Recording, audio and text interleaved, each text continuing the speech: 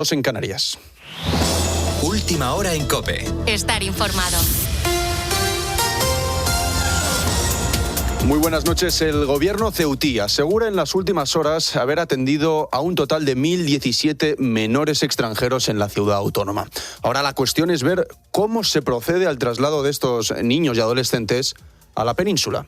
De momento, Vox presiona al Partido Popular para no acoger a esos menores en las comunidades que cogobiernan. La presidenta madrileña Isabel Díaz Ayuso pedía esta otra solución. Lo lógico es que vuelvan a sus casas. Es que eso es lo lógico. Yo no me imagino a España abandonando a su suerte por otros países a sus niños. Eso es inhumano. Así que pienso que cada nación se tiene que hacer responsable de su infancia y de sus ciudadanos. Y dejarles así me parece algo increíble. Por cierto, Junts y PNV defienden que Cataluña y País Vasco, respectivamente, no puedan seguir acogiendo a más chavales. Y la crisis migratoria empieza a abrirse también camino en los tribunales. La Audiencia Nacional quiere saber si los servicios de información de la Guardia Civil conocieron en los días previos a la entrada masiva de migrantes a Ceuta entre los días 30 y 31 de julio. Quieren saber si supieron, si tenían información sobre la posibilidad de esa entrada descontrolada. Y sobre Ceuta también, los ministros de Interior, Grande Marlaska, y de Migraciones, Elma Said, dan plantón al Parlamento Europeo. Los dos han declinado la invitación de la Comisión de Libertades, Justicia e Interior para debatir sobre la crisis de Ceuta. Olga Rodríguez. Buenos días. La sesión de la Comisión de Libertades será telemática y dará comienzo a las 2 de la tarde. Participarán el comisario europeo de Migraciones, Magnus Brunner, y el presidente de Ceuta, Juan Jesús Vivas, pero no intervendrán ni el titular de Interior, Fernando Grande Marlaska, ni la ministra de Seguridad Social, Elma Said. Ambos alegan falta de tiempo para una convocatoria online en la que se debatirá la gestión de la crisis en Ceuta. Los eurodiputados abordarán la protección de la frontera exterior de la Unión Europea, la cooperación con Marruecos y la aplicación de la legislación en materia de migración y retornos. Desde la delegación española del Partido Popular han propuesto que el debate llegue al próximo pleno de la Eurocámara en septiembre y han enviado una carta a todos los eurodiputados para explicar la situación. El presidente de esta comisión parlamentaria, el popular Javier Zarzalejos, cree que hay que asegurar la defensa de las fronteras y garantizar los retornos efectivos. Falta de tiempo esgrimen los ministros españoles para una convocatoria online. Bueno, gracias, Olga.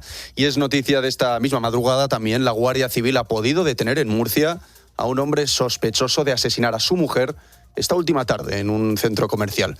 Este individuo, de 38 años, tenía una orden de prohibición de comunicación con la víctima. Además, la mujer estaba dentro del programa Biogen bajo la custodia de la policía local. Pero es que este miércoles ha sido especialmente trágico. En Llanes, Asturias, un guardia civil ha asesinado a su expareja, también guardia civil, y que, como en el caso anterior, también esta víctima estaba registrada en Biogen. Todo ha ocurrido en el cuartel general de Llanes, donde se ha producido un tiroteo entre los agentes que trataban de defender a la mujer y el asesino, que finalmente ha muerto en el hospital por las heridas tras ese cruce de disparos. Cuando se confirmen las dos muertes por violencia machista, estos dos casos pasarán a formar parte de la insoportable lista de mujeres asesinadas a manos de sus parejas o exparejas, que en 2026 ya sumaría a 35 mujeres. 35. Una cifra totalmente inasumible. Con la fuerza de ABC. COPE. Estar informado. Y en los deportes, Infantino, la FIFA y Marruecos. Tenemos un nuevo capítulo de este serial. The Times ha publicado que Gianni Infantino ha ofrecido la final del Mundial de 2030 a Marruecos a cambio de apoyos para seguir liderando el máximo organismo del fútbol mundial. La FIFA ha desmentido esta información, esta exclusiva del periódico británico, pero en España ya hay partidos políticos pidiendo que no organicemos el Mundial 2030 al lado de Marruecos. Podemos pide expulsar a Marruecos de la organización del Mundial por atentar contra la soberanía nacional.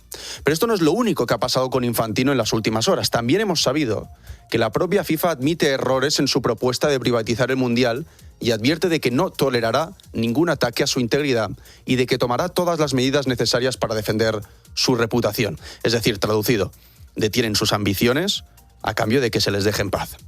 Pues no parece que la jugada haya surtido efecto, porque la prensa internacional sigue presionando. Te leo el titular de otro diario británico, The Telegraph. Infantino se niega a dimitir a pesar de su humillante disculpa. El presidente de la FIFA se disculpa por sus errores, pero se aferra al poder. Más reproches. Luis Figo. Dice, podría escribir 10.000 palabras de los problemas en la FIFA, pero la solución se resume en 4. Infantino tiene que irse. Por cierto, a todo esto, la nota de prensa de FIFA de la que estamos hablando se ha publicado tras una reunión de su dirección. Una reunión que se ha celebrado en Rabat, Marruecos. Bueno, volvemos a las 4 de la mañana. Ahora sigues poniendo las calles con Carlos Moreno, el Pulpo. COPE. Estar informado.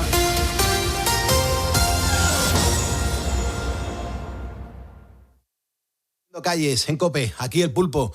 Yo no sé cómo llevas la madrugada, espero que bien. Quizás estés de vacaciones o a punto de tenerlas. En cualquier caso, lo que queremos hacer es que nos dejes acompañarte y lo hacemos recordando lo mejor que pasa por la programación de la cadena COPE.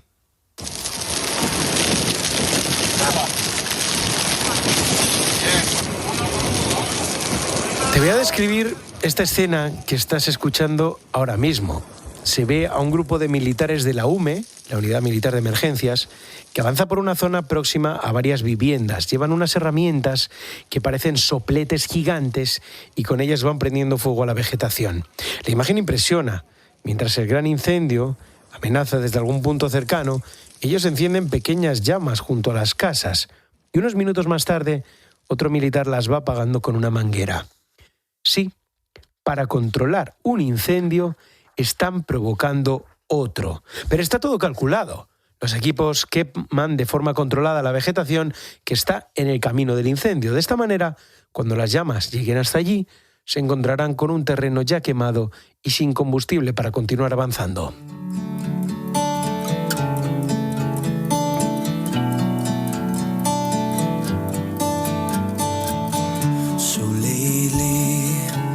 Esta que te he descrito es solo una de las técnicas que se están utilizando para combatir los incendios que afectan estos días a España.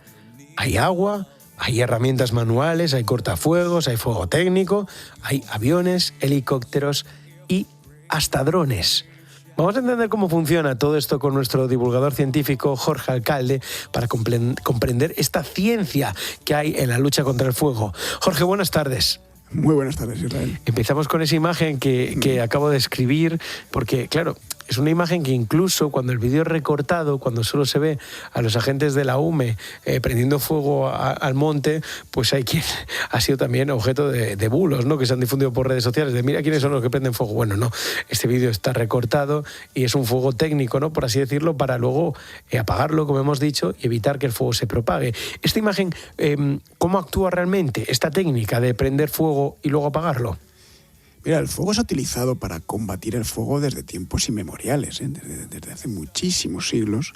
Pues la gente que vive en el campo sabe que se puede usar el fuego contra el fuego de maneras diferentes. Se puede utilizar el fuego, lo que se llama fuego de prescripción, un fuego que intenta, antes de que llegue la temporada de incendios, pues eliminar el combustible excesivo en una zona boscosa, por ejemplo, una zona de pastos, una zona lindando a una zona habitada.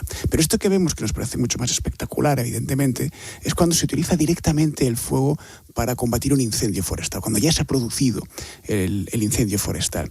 Y consiste, tú lo has explicado bien, en intentar irnos unos cuantos centenares de metros más lejos del frente de llamas, intentar saber hacia dónde se va a dirigir ese frente de llamas y, por lo tanto, ese frente de incendio y qué zonas va a ocupar en las próximas horas o en los próximos minutos, y quitar el combustible de esa zona haciendo pequeños incendios controlados, vigilados, técnicamente preparados, pero evidentemente por personas que saben hacerlo. No lo puede hacer cualquiera. Las circunstancias para que esto se produzca son muy concretas. No se puede hacer en cualquier caso. No se puede hacer cerca de lugares habitados, por ejemplo, ¿no? Y tiene dos funciones. Una, efectivamente, quitar el combustible, que cuando el fuego llegue ahí no tenga ese combustible seco que pueda hacer que sea todavía más virulento y más descontrolado. Otro, incluso llegar a chocar contra el frente del fuego, contra el frente del incendio. Tú piensas que un incendio, se ha comentado mucho, genera unas condiciones meteorológicas a su alrededor excepcionales y absorbe buena parte de las corrientes de aire de su alrededor, de manera que un técnico muy especializado puede hacer que ese fuego controlado vaya andando, vaya siendo absorbido, vaya siendo atraído por el fuego grande hasta que los dos converjan, se junten y pueda ser un poquito más fácil de controlar el fuego primigenio. ¿Y en qué momento se toma esta decisión, lo de apagar el fuego con fuego? Bueno, se toma cuando se tiene muy claro hacia dónde va a ir el incendio, se tiene muy claro cuáles pueden ser las consecuencias de que el incendio llegue a esa zona y se cumplen los requisitos necesarios, que esos son los grandes técnicos en extinción de incendios, lo que tienen que decidirlo para que se pueda hacer con seguridad, que la zona esté rodeada, por ejemplo, de un cortafuegos, cerca de una zona de ríos o de vegetación diferente, de pastos o de vegetación que no sea tan propensa a que se descontrole el fuego en ella. Y en ese momento una buena decisión puede ser intentar hacer que el fuego no vaya más allá de donde él quiere ir. Detenerlo es imposible cuando llega a determinadas circunstancias, a determinadas características, pero intentar dirigirlo o evitar que vaya a zonas que pueden ser mucho más peligrosas está en la mano de la utilización de esta técnica que, insisto, no es lo más habitual y tiene que hacerse, lógicamente, bajo criterios estrictamente técnicos y científicos. Hay otra imagen que nos ha dejado la lucha contra el fuego de estos días, que es quizás más rudimentaria. Se ve a bomberos golpeando las llamas con una especie de pala enorme, que es plana, que es flexible y que, si no me equivoco, se llama batefuegos, ¿no? Sí. ¿Cómo funciona esta pala? Para que el fuego exista hace falta un componente fundamental, que es el oxígeno. Si tú le quitas el oxígeno a una llama, la llama terminará desapareciendo pronto. Estos batefuegos lo que hacen es intentar aplastar el aire alrededor, encima de la llama, generar un efecto de expansión del oxígeno, eliminar el oxígeno de la llama, y si se utilizan bien y si se hacen con precisión, harán que esa llama se extinga. Evidentemente se utilizan para los momentos más iniciales o los momentos en los que la llama es muy bajita porque está entrando en una zona de pasto o que no está muy bien desbrozada y por lo tanto la llama no es alta. Y también, una vez más, hay que utilizarla con conocimiento técnico, porque puedes cometer el efecto contrario. Si tú no utilizas bien el batefuego, si tú no eres capaz de aplastar durante unos segundos esa zona debajo de la pala, esa que tiene ese aspecto de pala, ¿no? Y si no lo haces correctamente, lo que puedes estar haciendo es aventar la zona, estás insuflando más aire como si fuese un fuelle y por lo tanto modificando las corrientes de oxígeno alrededor de la llama y provocando que crezca más esa llama. Así que también es una técnica, también ancestral, que hay que saber utilizar. Y luego están las mangueras. ¡Sal de ahí! ¡Sal de ahí, sal de ahí! Sal de ahí, que los ha quemado enteros de copa. Los ha quemado enteros, macho. Este vídeo que escuchamos se ha viralizado porque se ve a unos bomberos que están manguera en mano, que dan marcha atrás debido a la voracidad de las llamas, que son más altas que los árboles. Y claro, vemos esas llamas enormes y delante un chorro de agua que parece minúsculo al lado de tanto fuego. Da la sensación de que no puede estar esa manguera haciendo nada, esa agua haciendo nada, pero en realidad es importante lo que está haciendo, ¿no? Claro, lo que está haciendo es quitarle energía a ese vegetal que se ha convertido en combustible y que adquiere altísimas temperaturas, cientos de grados, miles de grados de temperatura, y que necesitamos que se enfríe, que se pierda energía. Y el agua, distribuida de manera adecuada y en el momento adecuado, es una esponja de energía. Absorbe la energía de aquello que toca, que es incandescente. Cuando nosotros echamos agua a uno de estos vegetales ardiendo, lo que se consigue es dos fenómenos. Uno es retardar un concepto técnico que se llama pirólisis. La pirólisis es una forma de descomposición que produce el aumento de calor en el vegetal y que hace que se desprendan unos gases que son los que realmente se queman, que se inflaman. Ese proceso se dilata un poquito y después también se produce que a través de la evaporación esa parte quemada se enfríe. La evaporación absorbe energía. Funciona algo parecido a cómo funciona un botijo. Un botijo mantiene el agua fresquita dentro del botijo porque pequeñas cantidades de agua que pasa por el poro del barro entran en contacto con aire caliente, se evaporan. Y al evaporarse hace falta una gran cantidad de energía para que se produzca ese cambio de estado del agua a gas y esa energía se pierde y al perderse se enfría. Conseguimos reducir la temperatura de ese espacio que hemos mojado. Y se produce otro efecto, es que el vapor también se puede hacer hasta miles de veces más extendido que el gas en otro estado o que el agua líquida y desplaza el oxígeno. Y al desplazar el oxígeno, una vez más, estamos quitando de encima del incendio buena parte de ese oxígeno necesario para que la llama se produzca. Así que sí, efectivamente, el agua no es que realmente apague la llama, pero sí que genera un cambio físico en el entorno que permite que esa llama, poco a poco, se vaya haciendo imposible. Y luego está quizás lo que es el más espectacular de todos estos elementos para intentar acabar con el fuego, que son los medios aéreos. Esto es lo que se escucha desde el hidroavión, lo que escuchan desde el hidroavión los pilotos, mientras que ven desde arriba cómo las llamas se comen los montes. Jorge, ¿de dónde toman el agua los hidroaviones? ¿Pueden cargar en cualquier embalse? ¿Puede ser en una playa o el agua salada no vale? ¿Necesitan una extensión, una profundidad concreta, condiciones específicas? ¿Dónde tienen que hacerlo? Hay condiciones muy concretas y además los pilotos de estos hidroaviones tienen que conocerlas y ser pues, muy experimentados en ese proceso que realmente no es de un aterrizaje o un amerizaje, porque no tocan realmente con la panza del avión el agua, sino que se abren unas compuertas, unos colectores especiales para que gracias a la velocidad a la que se va, pues el agua pueda penetrar en los depósitos del hidroavión. Pero para ello hace falta primero una profundidad suficiente de esa masa de agua, lo suficiente para que esos colectores al abrirse pues puedan hacer su trabajo, una longitud suficiente de trabajo, un escenario de 1.500, 2.000 metros como mínimo, para libres de línea recta para poder llenar los depósitos. Por supuesto, una zona que esté exenta de cableados, de embarcaciones, de personas alrededor, de edificaciones y mucha pericia.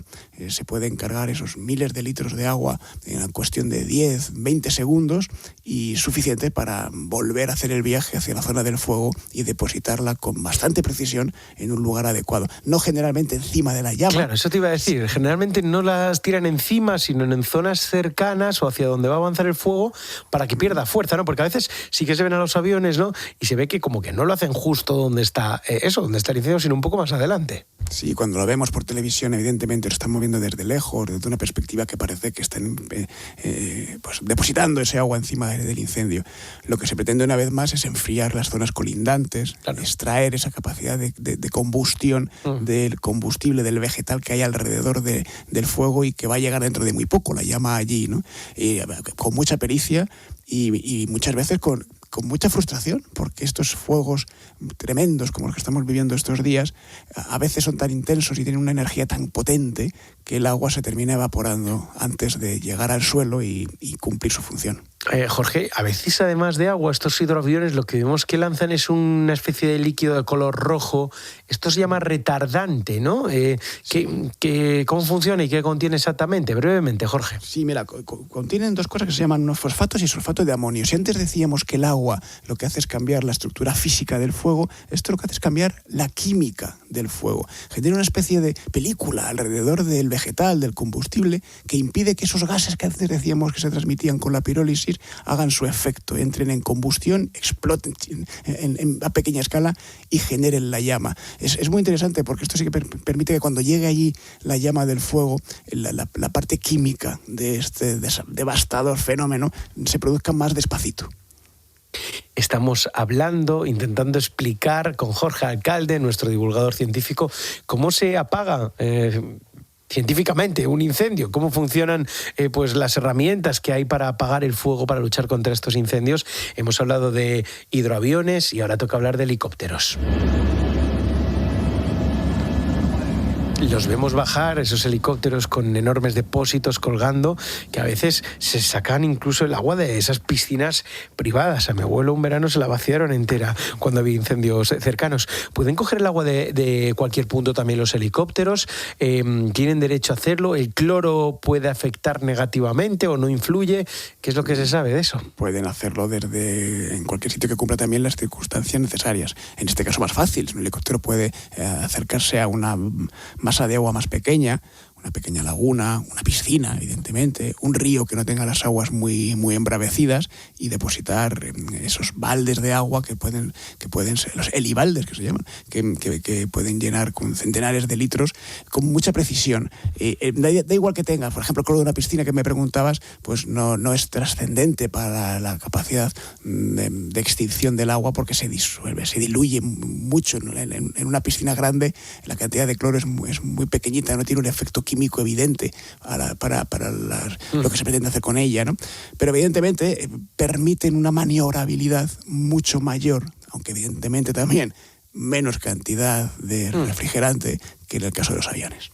Oye, déjame un segundo, Jorge, porque hay otros aparatos que, aunque no transportan agua ni retardante, aunque no sirven para apagar directamente el fuego, aquí en España por ahora, todo se andará, sí que se están convirtiendo en los ojos de los servicios de emergencia. Estamos hablando de los drones que durante los incendios de Madrid, por ejemplo, la Policía Nacional ha utilizado para observar las zonas afectadas y transmitir esas imágenes en tiempo real. Nos acompaña Ángel Siles, que es inspector jefe de la Policía Nacional y segundo jefe del área de seguridad y protección aérea en Madrid. Inspector Ángel Siles, buenas tardes.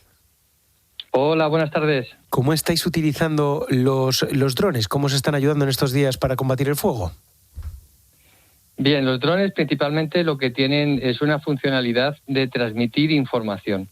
En este caso los estamos utilizando en primer lugar para hacer un seguimiento continuo de la evolución de los distintos focos de incendio y de frentes de fuego, y al mismo tiempo, con estos drones y con sus cámaras, podemos hacer un seguimiento, en su caso, de la evacuación del personal civil localizado en zonas de alto riesgo.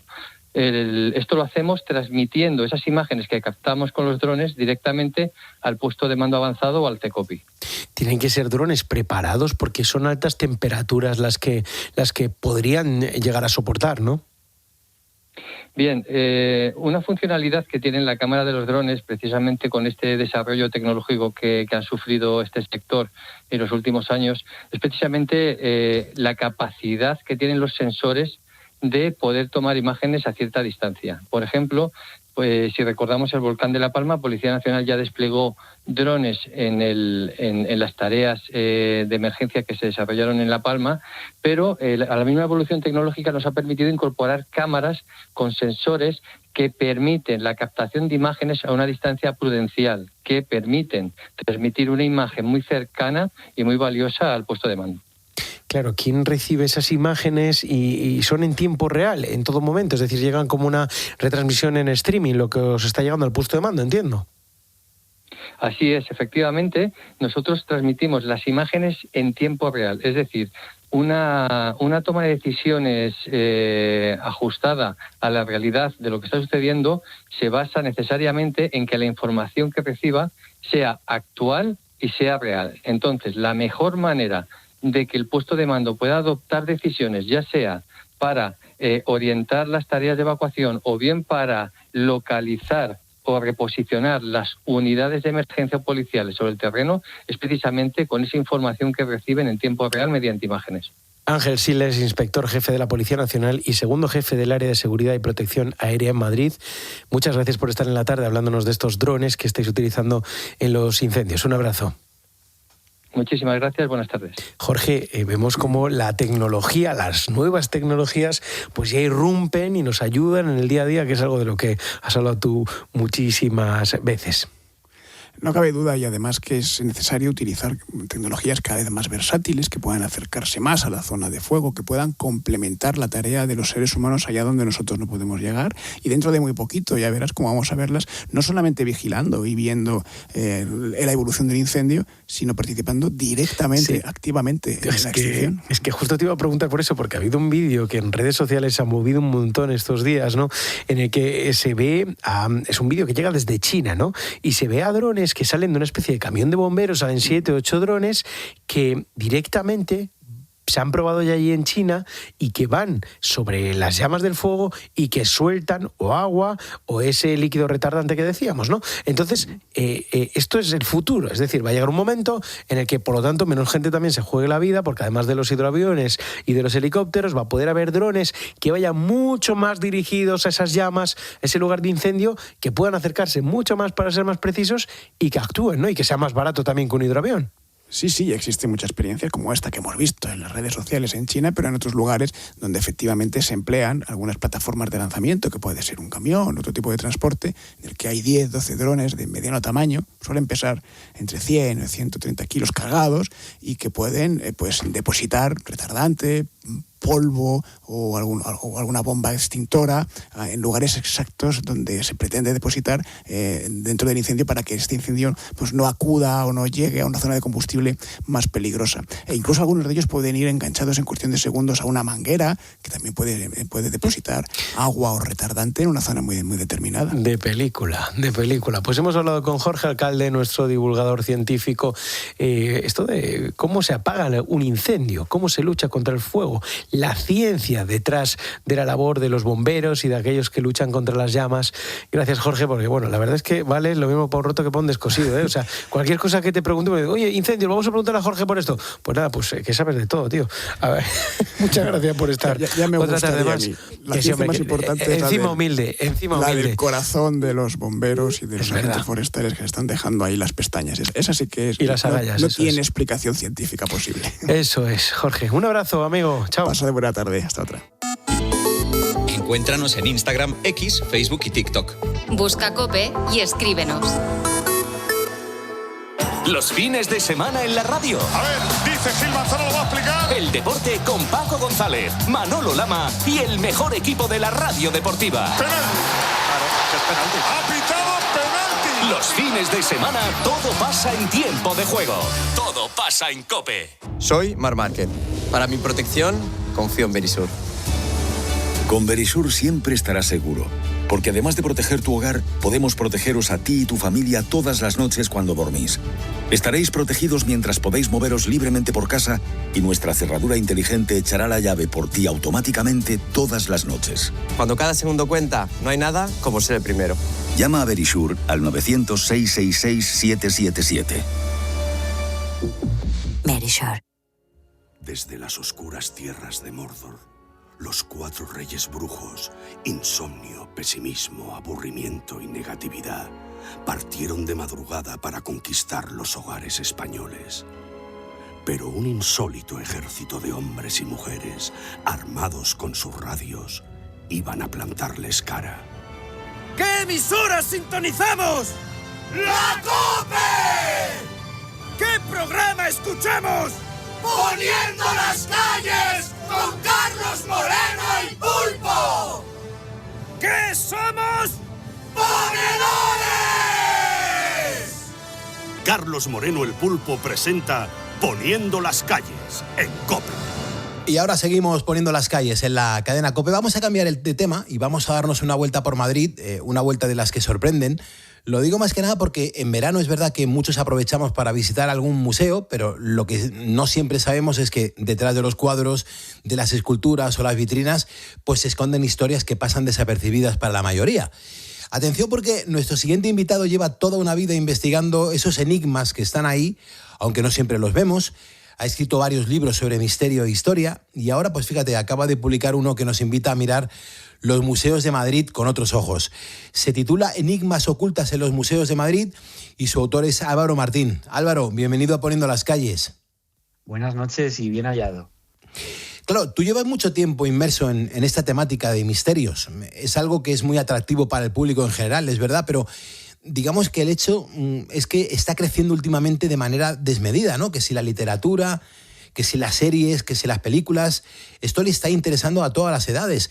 Yo no sé qué está pasando aquí, Álvaro. No sé si encuentras algún tipo de explicación a este fenómeno que no, espero que no sea un fenómeno extraño.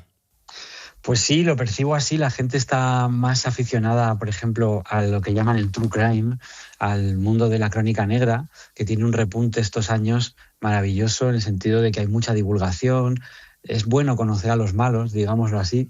Y también hay un repunte de los temas de misterio, de enigmas, de esas preguntas sin respuesta. Yo creo que esto es la forma que tiene un colectivo, una serie de personas de, digamos, responder a una sociedad cada vez más tecnificada, cada vez más racional, que está bien que sea racional, pero nunca dejemos de lado, bueno, pues nuestra parte de hacernos preguntas incómodas, nuestra parte espiritual, por supuesto, nuestra parte religiosa. En el libro también hablo mucho del tema y de grandes tesoros que tenemos en Madrid.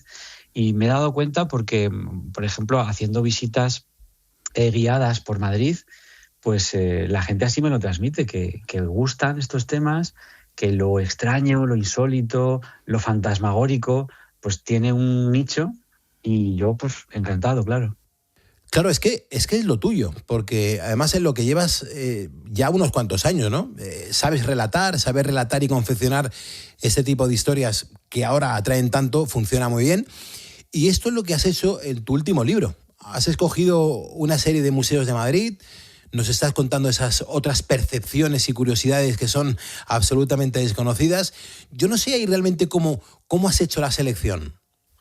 Pues yo me puse a recorrer mi ciudad y pensé, madre mía, qué suerte tenemos con todos los museos, que son una cantidad inabarcable, qué suerte tenemos, qué acceso a la cultura tan interesante, pero claro, hay que acotarlo, porque si no sería la enciclopedia de los museos de Madrid, que no lo es, aunque la selección está, yo creo que bastante acertada, porque yo he escogido aquellos en los que al pasear por sus vitrinas, por sus salas, pues me han llamado la atención piezas, objetos, cuadros o incluso historias que me han contado los vigilantes, por ejemplo, sobre fantasmas y demás, y me han hecho pues incluirlos en mi lista. Son 26 museos, pero digamos que de soslayo menciono hasta 33 lugares que hay en Madrid. Y la selección ha sido, pues eso, basándome en aquellos que acogen más enigmas. Pues vayamos con el primero, que seguro que conocen muchos de nuestros ponedores, que es ni más ni menos que el Museo del Prado, la gran pinacoteca de nuestro país. Álvaro, cuéntanos. Pues se me ponen los pelos de punta mientras hablamos, porque es un sitio que el que no lo conozca tiene que ir, pero si ya lo conoces, tienes que volver, porque ahora te voy a contar en lo que te tienes que fijar si te gustan estos temas y lo insólito, lo desconocido. Lo primero es que el visitante intente encontrar la sala 13 del museo. No la va a hallar por temas de superstición. No existe la sala número 13. Después, ya perdiéndose entre sus salas, yo uno de los sitios que visito siempre que voy al Prado, que por cierto, que nadie intente ver este museo en una sola mañana o en una sola tarde, porque sufrirá el síndrome de Stendhal. Y es cansancio, agotamiento, mareos, y ya que lo bonito se convierta casi en feo, porque es un museo que tienes que tomártelo a sorbitos. Entonces, en mi caso, yo recomiendo a que la gente busque las salas en las que se esconden las pinturas negras de Goya, unas pinturas que el aragonés se realizó en su casa junto al Manzanares, en la llamada Quinta del Sordo, ya derruida, ya demolida, y además, justo antes de su demolición, bueno, pues hubo un francés que se llamaba Émile de Erlanger, que decidió salvar, o que ayudó a salvar estas pinturas en 1874 con esa técnica del estrapo, pasándolas a unos papeles, a unos lienzos. Bueno, ¿y qué encontramos ahí? Por ejemplo, vamos a encontrar cuadros como el Aquelarre de Goya de 1820, una escena tenebrista en la que vamos a ver un grupo de personas deformes, de gestos casi animalescos, que se reúnen alrededor de una sombra. Solamente se ve la sombra, pero es una sombra que tiene una barba de chivo, que tiene un hocico y que tiene cuernos de cabra. Es decir, la reunión delante del macho cabrío. ¿Qué le pasaba a Goya para pintar a Saturno devorando a su hijo, para pintar ese perro semihundido que nos da una angustia tremenda ver que el pobre perro parece que va a fallecer ahí ahogado, para pintar una bruja que está volando sobre un campo? Bueno, ¿qué le pasaba? Bueno, realmente es un misterio por qué Goya pintó esto, pero nos han dicho que estaba muy enfermo, que padecía sordera, pero además tenía otras enfermedades. Se ha hablado de saturnismo, de una contaminación por el plomo de las pinturas. Y su casa, que estaba plagada de estas llamadas de atención, eran las paredes de su casa donde pintó todo esto, las pinturas negras que vemos en el Prado. Pues dicen vecinos de la época que en su casa dice que se veían figuras extrañas de noche. Goya pintaba por la noche con un sombrero plagado de velas, que Goya escuchaba voces que no estaban ahí. Quizá por su enfermedad o quizá por algún tipo de embrujo o de encantamiento. Así que una de las cosas que no se puede perder la gente cuando venga al Prado es las pinturas negras de Goya, si te gusta el misterio. Claro, es que Goya es sin duda un auténtico referente. ¿Qué otra obra no podemos dejar de observar atentamente? Otra, hombre, es el cuadro más visitado, tampoco voy a ser tan original, pero me refiero al Jardín de las Delicias del Bosco, pintado alrededor del año 1500, en el que podemos ver un estilo que parece surrealista. Es más, el propio Dalí visitaba la pintura cuando estaba estudiando en Madrid, en la Real Academia de San Fernando, y se veía a sí mismo en la tabla de la izquierda, que es la que representa el paraíso, en un juego, en una especie de trampantojo, se veía a sí mismo de perfil, con su bigote alargado, y veía una especie de nexo, una especie de viaje en el tiempo. Se preguntaba, ¿por qué el Bosco me pintó a mí aquí? Imaginaos qué conexión entre el Bosco, año 1500, y Dalí, siglo XX. Y hay un montón de secretos en el cuadro, algunos que los nombro. Tenemos también en el Prado una pintura de la Mona Lisa, que algunos dicen que hay versiones, que podría ser la auténtica Mona Lisa y no la que está en el Louvre, en París. Es una Mona Lisa que está expuesta en el Prado, que fue redescubierta en 2012, tras una restauración que se le hizo, que está calificada como posiblemente, si no fue de Leonardo da Vinci, pues fue de un discípulo que fue supervisado por este genio, o sea que en algún momento de la historia los dos cuadros estuvieron juntos, y es un cuadro que tiene más nitidez, más detalles, el paisaje está mucho más elaborado, y por eso algunos han pensado que el original sería esta Mona Lisa y la copia sería la del Louvre, aunque otros defienden, la corriente mayoritaria defiende que no, que la original es la que está en París, por pequeños detalles y técnicas muy propias de Leonardo, como ese esfumato, que esta no la tiene tan presente. Y así podríamos hablar de que las meninas tienen un talismán astrológico, el cuadro de las meninas de Velázquez. Podríamos hablar de que hay un cuadro que tiene pintado un fantasma en el Museo del Prado. Bueno, en realidad son varios, porque es una serie de 3 que narran la historia de Nastagio degli Onesti. Es un cuadro de Botticelli, pintado en 1483, que habla de un tema, digamos, alegórico que aparece en el Decamerón de Boccaccio. Y ahí podemos ver, siguiendo su historia, que es muy larga de contar, pero podemos ver que en ese cuadro aparece un fantasma. Entonces, ¿qué te puedo contar del Prado? Pues que es que no te puedes perder casi ninguna de sus salas. Desde luego. Álvaro, perdona, no nos dejes con la intriga del talismán de las meninas, por favor. Pues es una pasada, porque algunas personas que han analizado este cuadro han visto que si trazamos una línea entre los corazones de los personajes, sobre todo los personajes femeninos que aparecen en primera plana, la protagonista es la infanta Margarita, hija de Felipe IV y Mariana de Austria. Hasta ese punto, hasta ese momento en que se pinta el cuadro, era la única esperanza que tenía la corona para seguir con su descendencia. Después nacería, pero eso sería después de este cuadro, Carlos II, el hechizado. Entonces, siendo que ella era la mayor esperanza, digamos, si trazamos una línea en los corazones de la infanta y de las damas de compañía que tiene, vamos a encontrar que esos puntos sugieren una constelación. Se pintó para que, si te fijas bien, veas la constelación de Corona Borealis, que además la estrella principal de esa constelación se llama Margarita Coronae, como se llamaba la infanta. Entonces hay quien dice que quisieron poner una especie de sortilegio, una especie de hechizo favorable hacia la figura de esa infanta que, como digo, en ese momento no se sabía que vendría Carlos II, era la esperanza de la corona. Fíjate, era la esperanza de la corona. ¿Con qué otro museo podemos seguir sorprendiéndonos? Un museo que la gente no se puede perder, y además esto es igual de interesante para gente de todo el mundo y de toda España, por supuesto, es el Museo Arqueológico Nacional. Lo tenemos muy cerquita de Colón, en Serrano, y el Museo Arqueológico Nacional pues es un auténtico templo del conocimiento. Cuando vamos a él, vamos a encontrar diferentes plantas en un edificio que comparte con la Biblioteca Nacional. Vamos a encontrar diferentes plantas desde la prehistoria hasta épocas un poquito más recientes, digamos la Edad Moderna, y pasando por un gabinete egipcio.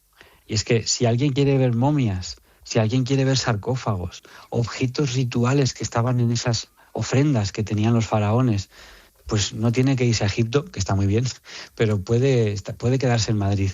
Puede quedarse fresquito en este museo y ver, por ejemplo, unas figuritas que se colocaban en las tumbas para que sirvieran al difunto en el más allá. Se pensaba que estas figuras estaban ritualizadas con pasajes del libro de los muertos para que renacieran en el otro lado, en el otro mundo, y sirvieran al faraón. Se llaman Shabti o Useptis y eran unas figuritas muy chiquititas que vamos a ver cantidad porque hacían falta muchos sirvientes en el más allá y se colocaban en las, como digo, acompañando a los enterramientos. Esto es un ejemplo, pero hay muchas figuras y muchas historias que tienen que ver con la parte egipcia del Museo Arqueológico, que es una pasada. Es verdad que esa parte del museo en la que hay un montón de objetos de Egipto es muy llamativa, pero también es verdad que hay otras salas con objetos y figuras que son muy interesantes, Álvaro. Pues tenemos una figura enigmática que además ha sido objeto de mucho debate, que incluso se ha reclamado por parte de su lugar de origen, que es la Dama de Elche, una dama íbera que algunos piensan que formó parte de una escultura más grande, ya sea de cuerpo entero o una dama sedente, una dama sentada o de pie, parece ser que tuvo más. Tiene detrás esta Dama de Elche con sus arracones, con esas ensaimadas que tiene a los lados. Tiene por detrás un orificio, un hueco, que se utilizó para meter cenizas, posiblemente de la difunta a la que representa esta estatua. Fue encontrada, como muchas veces ocurre de manera casual, junto a un muro, junto a una muralla romana, y es una figura de una belleza incomparable que algunos han especulado, y yo por eso este libro que habla de misterios habla de cosas sobre las cuales los que tienen que estudiar esto, que son los antropólogos, los arqueólogos, pues no están del todo seguros. Y yo he hablado con grandes expertos para preparar el libro. La Dama de Elche no se sabe si fue una sacerdotisa, si fue una reina, si fue las dos cosas, o incluso, que esta hipótesis tiene menos peso, pero si fue una deidad, una diosa del mundo íbero. Pues no se sabe, y nos mira con esa mirada que es alucinante y nos hace que nos preguntemos un montón de cosas.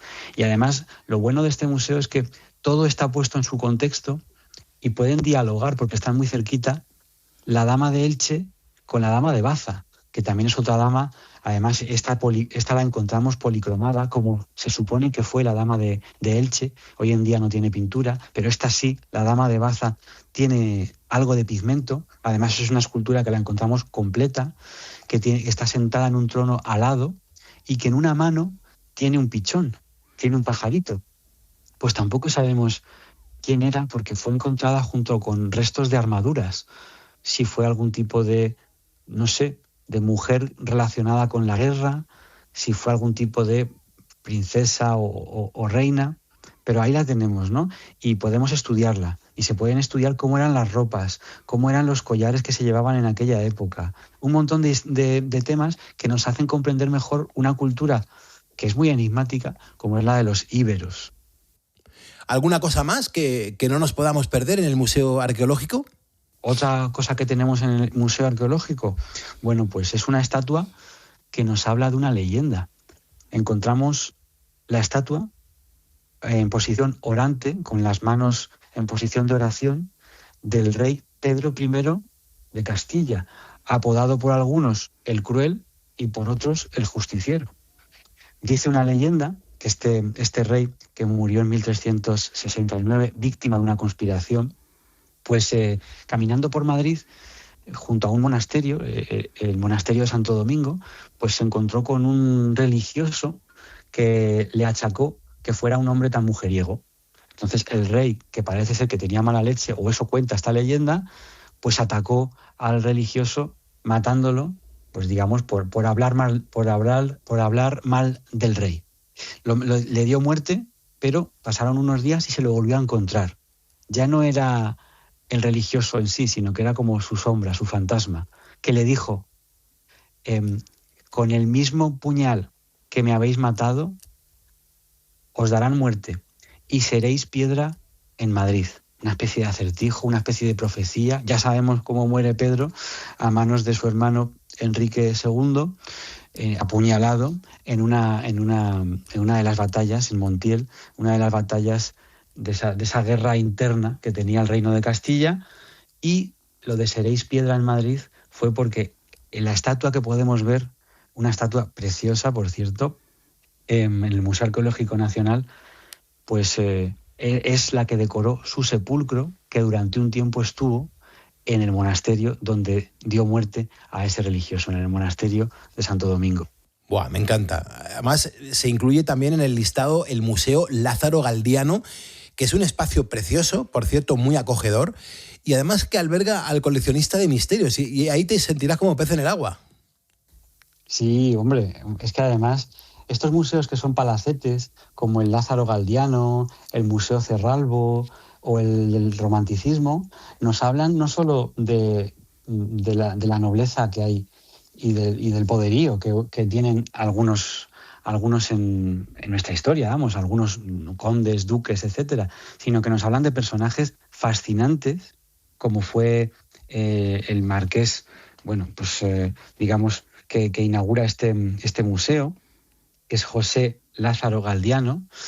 Él nació en Beire, en Navarra, y fue un hombre muy polifacético. Fue editor, fue mecenas, amante de los libros, tenía una editorial. Bueno, fue un hombre, como digo, polifacético a más no poder. Entonces Lázaro Galdiano, pues durante su vida se dedicó a coleccionar todo tipo de cosas. Tiene el museo, que es su casa, es el Palacio Parque Florido, en el Museo Lázaro Galdiano actual, pues tiene una colección de monedas, tiene una colección de armaduras y de armas antiguas, tiene una colección de reliquias y de relicarios que es apabullante, y luego tiene una colección de arte. Y entre esas salas, a mí me dio por fijarme, y volviendo a Goya, porque es que es una de mis debilidades, pues me dio por fijarme que el Museo Lázaro Galdiano tiene dos de los cuadros posiblemente más icónicos cuando hablamos de brujería. Son dos de una serie de 6 que Goya le pintó a la duquesa de Osuna, a María Josefa Alonso Pimentel, la fundadora del Capricho. Estos cuadros se llaman El Aquelarre y El Conjuro. Y en ellos vamos a ver de nuevo eso que parece que obsesionaba a Goya, una reunión, en este caso de mujeres, con una escena muy tétrica y muy macabra, con unos niños desnutridos en sus brazos que están como ofreciéndolos a ese demonio, ¿no? a ese macho cabrío, y la escena ha ilustrado 1001 libros de brujería. Entonces encontramos esos dos cuadros de temática brujeril en el museo. Y encontramos también uno que a mí me fascina, que se llama, es uno de esos cuadros que si no te piden que te fijes en él, pues igual no te fijas. Se llama El Salvador adolescente, y es un cuadro atribuido a Giovanni Antonio Boltrafio, que fue un discípulo de nuevo de Leonardo da Vinci, pintado hacia 1490. ¿Y qué nos refleja? Pues una imagen de Jesús muy poco habitual.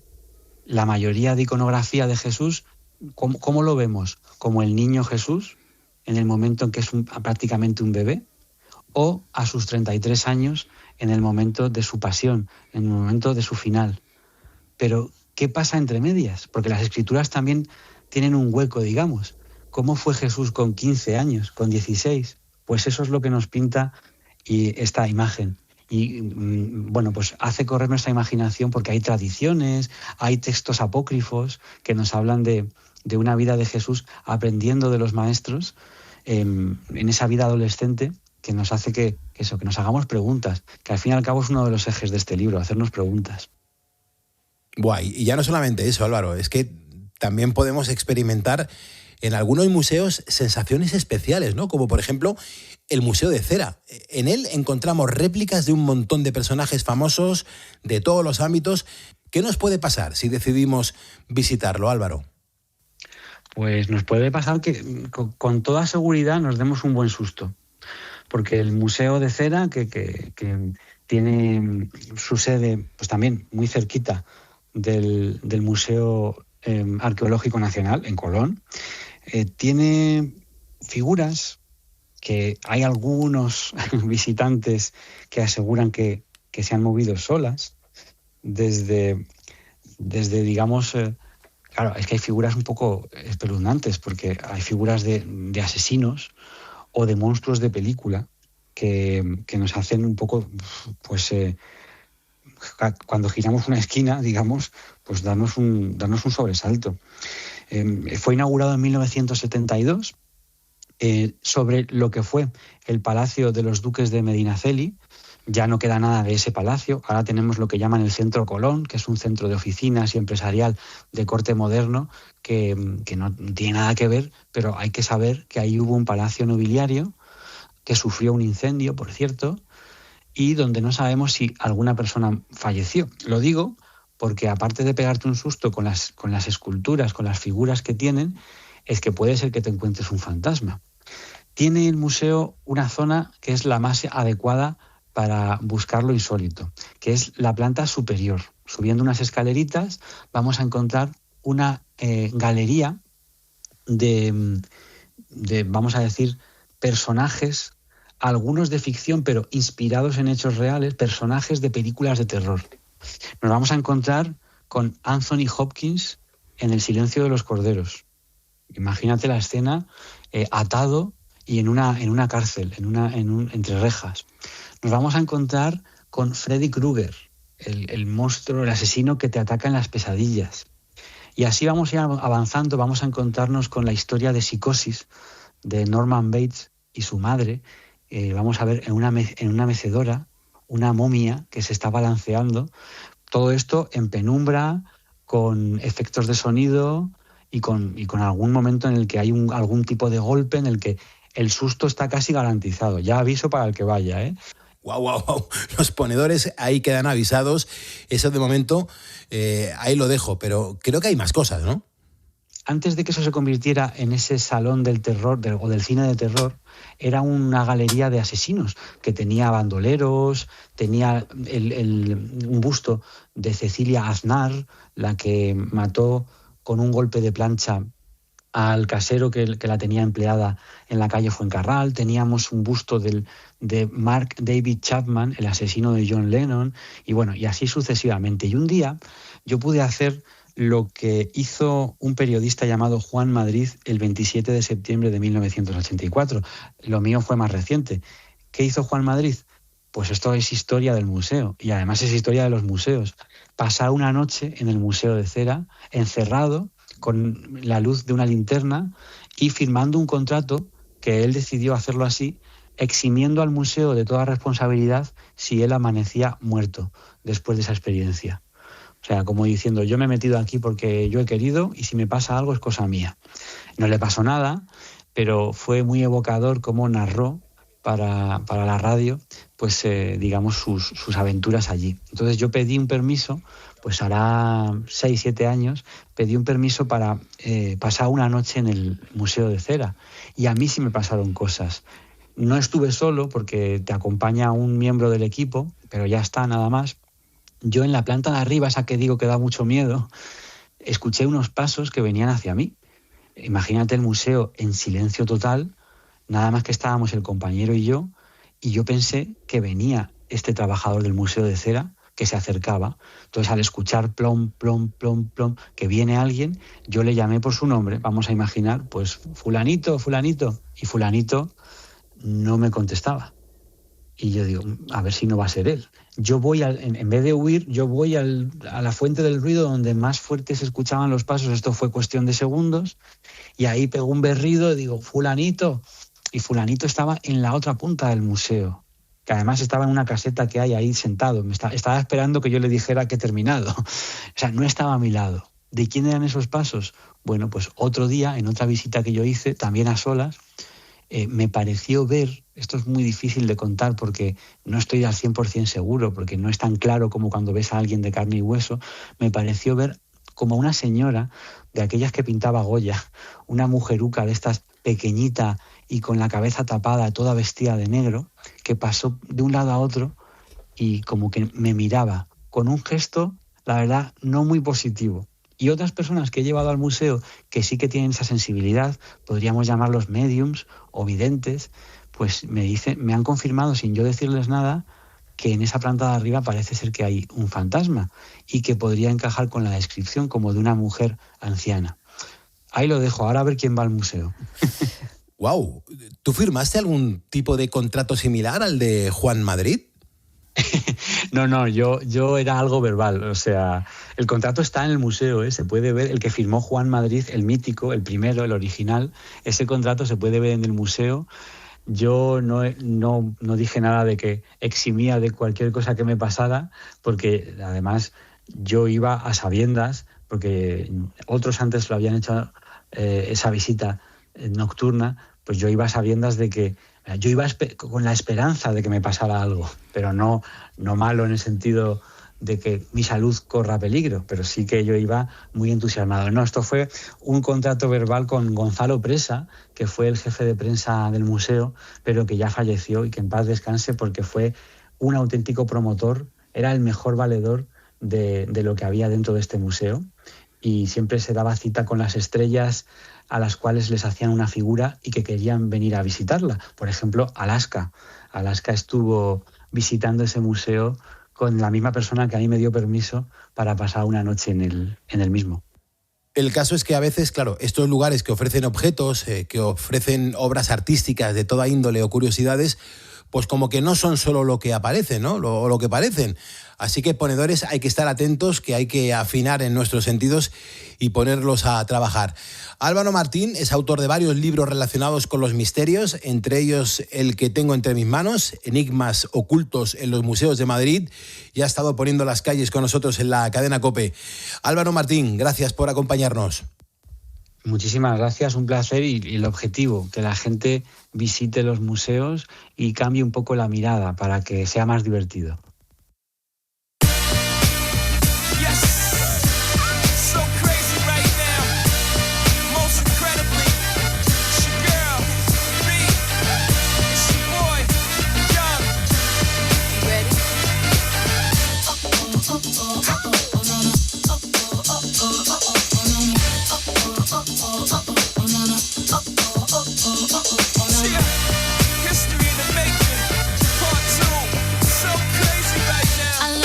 So deep in your eyes, I touch on you more and more every time.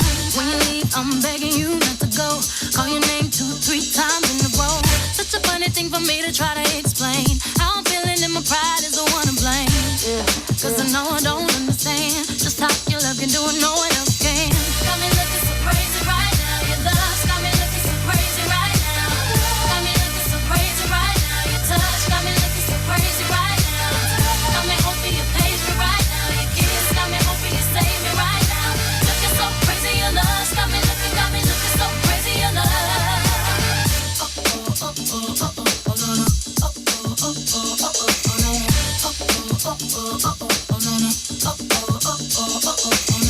When I talk to my friends so quietly, who he think he is? Look at what you did to me. Fitted shoes don't even need to buy a new dress. If you ain't there, ain't nobody else to impress. It's the way that you know what I thought I knew. My heart gets when I'm with you, but I still don't understand just how you look and do it, no one else can. Got me looking so crazy right now. Your love got me looking so crazy right now. Got me looking so crazy right now. Your touch got me looking so crazy right now. Got me hoping you page me right now. Your kiss got me hoping you save me right now. Looking so crazy, your love got me looking so crazy, your love. I'm looking so crazy, your love got me looking so crazy, your love. Young Hov, y'all know when the flow is loco. Young B and the ROC. OG, big homie, the one and only. Slick bony, but the pockets are fat like Tony. Soprano, the rock handle like Ben X2. I shake phonies, man, you can't get next to.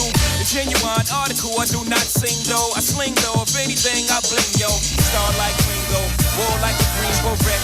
Crazy, bring your whole set. Jay-Z in the range, crazy in the range. They can't figure him out, they like, hey, is he insane? Yes, sir, I'm cut from a different cloth. My texture is the best firm chinchilla. I've been dealing in chain smokers. How you think I got the name over? I've been realer, the game's over. Fall back young, ever since I made the change over to platinum, the game's been a rap one. Got me looking so crazy, my baby. I'm not myself lately. I'm foolish, I don't do this. I've been playing myself, baby. I don't care, 'cause your love's got the best of me. Escuchas Poniendo las calles. Con Carlos Moreno, El Pulpo. COPE. Estar informado.